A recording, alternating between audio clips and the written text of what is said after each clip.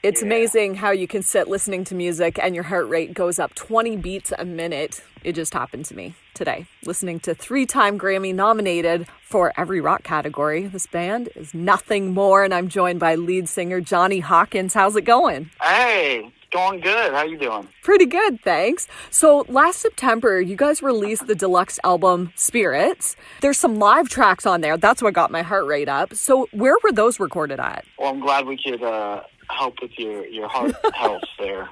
Yeah, those were recorded in New York City. That album was being worked on last September, released in October.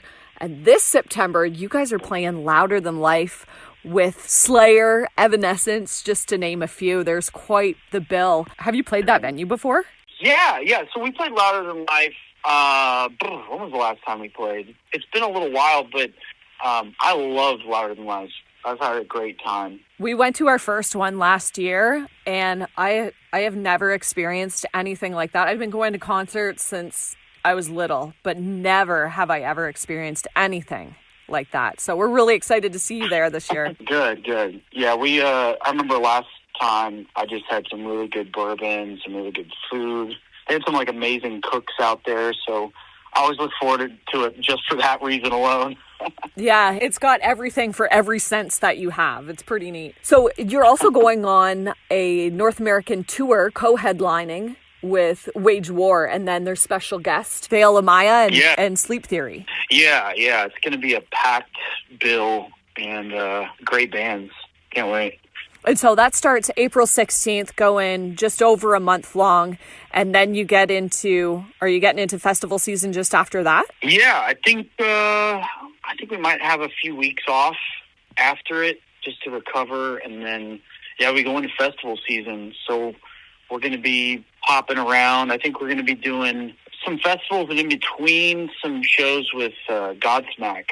Oh, awesome. I just interviewed their drummer yesterday, Shannon. Nice. That'll be awesome. And talk about heart rate getting up. I'm not going to need cardio after this. Right?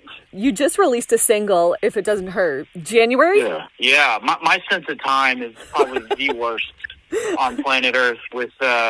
I just always feel like I'm in a time vortex with tours and being home, and things are always changing. But yeah, it's been out for since January, like you said, late January now, and things are just going so well with it. It's been climbing. I think it hit number one on Octane, and we're fingers crossed hoping to get to number one at terrestrial radio and good things. And then we're about to drop another single here, maybe a week or two before this tour coming up. So awesome. Keep your ears open for that. So are these two singles, are they a little hint of maybe another album coming our way? They are.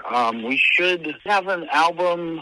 Don't tell anybody, Keep nobody's secret, listening. It's all good. Good.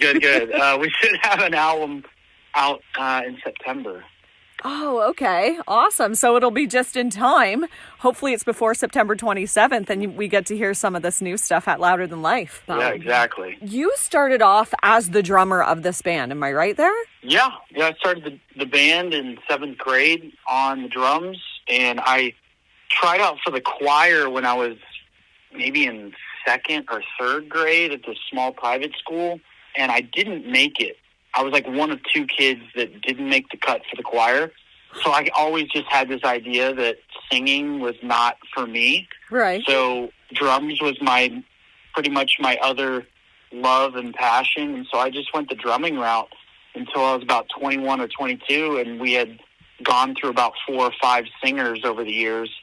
And someone needed to step up and to start singing, otherwise we weren't going to make it in the music industry. So I decided to sing and figure it out along the way, and here we are now.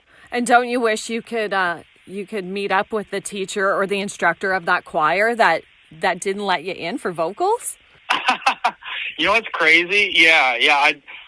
The teacher was my kindergarten teacher and was the principal of that school. Yeah. It's kind of a sad story, but not to bring it down, but I wished that I could have gone back and talked to him, but him and his family, everyone except his son, died in a bad car wreck. So oh my gosh. It was actually very very tragic, very sad, but, but they were, it was a great family, and his son, survived. But anyway, not to make it morbid or sad, but I wish I could go back and talk to them, and, Yeah. So I always wanted to play drums at the school, too, and I actually ended up changing schools from there because it was such a small private school, and went to another school because they had programs where I could play drums and stuff like that and do more music. And you haven't totally given up the drums, and Daniel wouldn't let you because he came up with Drumtron, and he had the Bassinator, but more importantly, the Scorpion Tail. I cannot believe that contraption. Have you ever fallen off? I have not completely fallen off, but it's definitely fallen on top of me at one show. Oh my gosh. Where, long story short, it wasn't hooked up to the catapult system, and my bass player warned me before the show because the ceiling at this particular venue just wasn't going to allow for it to go up all the way. So he told me not to do the normal thing that I do. Of course, it went in one ear and out the other. Right. And when I'm on stage, I'm just going into muscle memory. I'm just going into the flow, and I'm not really fully conscious. And so I did the thing I usually do and pulled on it and hit the lever, and then it wasn't hooked up, so the thing just tipped over and fell on top of me. You were okay though, right? Yeah. I kicked the thing off, and the show went on. Helped dig me out of the rubble, an angry caveman. I just tried to turn it into a fun show moment. Yeah, that thing is amazing. And Daniel, your bass player, he came up with that contraption? Yeah. He's the mad scientist in the band when it comes to mechanics and building weird stuff like that. And so explain this to me, because it looks like you're doing more than just hitting drums. It manipulates your voice, but you can manipulate guitars and bass too. Basically, the guitar, the bass guitar, and the vocal, the lead vocal, will all go through a computer once I hit a switch. Mm-hmm. And I'm using that computer to manipulate what they're playing and what I'm singing in real time. So it's basically a glorified guitar pedal. It's just doing all these effects and mingling what they're playing in real time.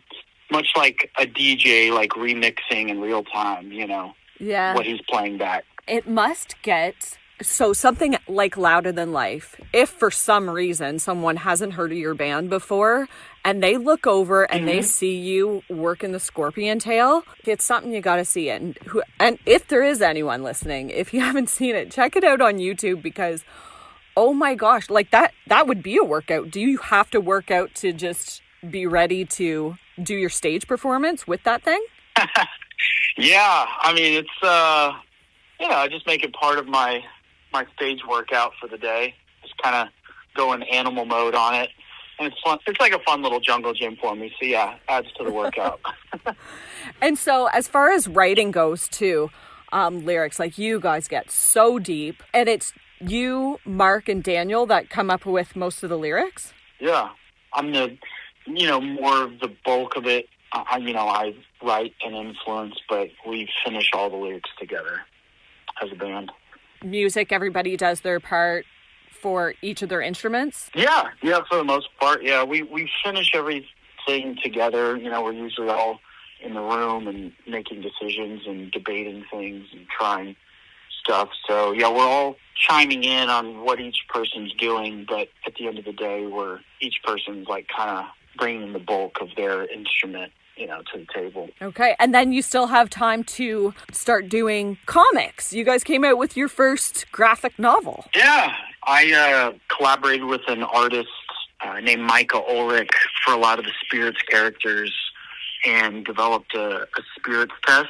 Mm-hmm. If you go to spiritstest.com, you can take the test, and it takes maybe 5 to 10 minutes, and you find out what spirit type you are. It's one of 8 that are in kind of our artwork for the last album. And so when we developed that concept, our guitar player, Mark, took it and ran with it and developed 2 narratives with these 2 graphic novels that we have out now. So, yeah, we've been building on that world a little bit. So can we get those at your merch booth? Or are they strictly online? That's a good question. It definitely online. I'm not sure if you can get them at our merch, but I think it depends on the tour and how much merch we're carrying at that time. So it could be hit or miss. I would definitely get them online, though. Okay. Well, we got to go there anyway because this tour is pretty heavy and we're going to see which ones are closest to us and get our tickets there as well. I want to thank you so much for taking the time with me, Jonny. It's been great talking to you. Yeah, you too. Appreciate it.